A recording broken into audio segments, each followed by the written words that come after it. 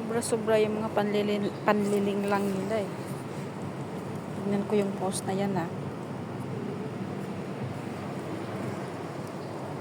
Grabe oh. Ayan.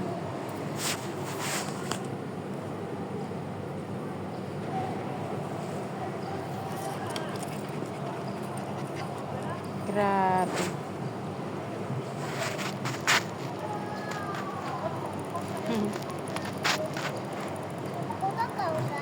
Ayan. Tapos, ayan.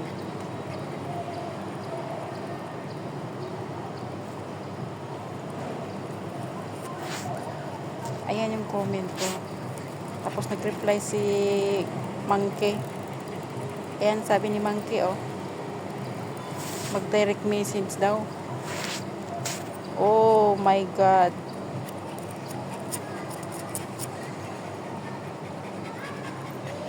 Magmi-message ka sa kanya or sa kanila para naman doon ka na naman biktimahin. Kaya ingat-ingat na lang po mga kabayan.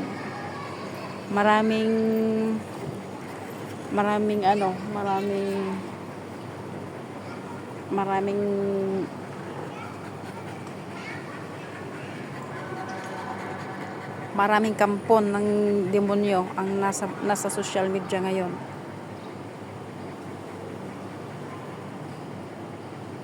Dalawa itong nag-comment oh. Ayan.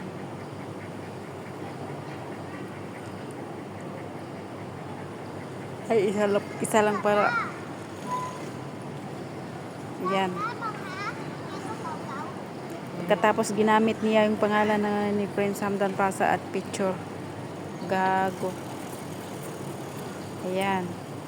Sinishare ko lang sa inyo lahat kasi hindi ko na kayang timpiin yung mga kalokohan ginagawa nila. Ayan. So, sana matauhan ang lahat ng babae. Huwag na kayong maniwala yung doon sa attachment nila. Yung sa attachment nila doon na yung TikTok link ko, wala na, tinanggal na nila dahil ayaw ko hindi na ako nagbabayad. So, alam kong 3 or 4 na tao ang ka-chat ko. Dahil mayroong bago ngayon na sumulpot na sinasabi nila na official daw, official sa ilang mata.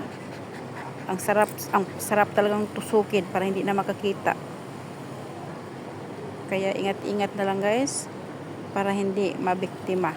Good luck.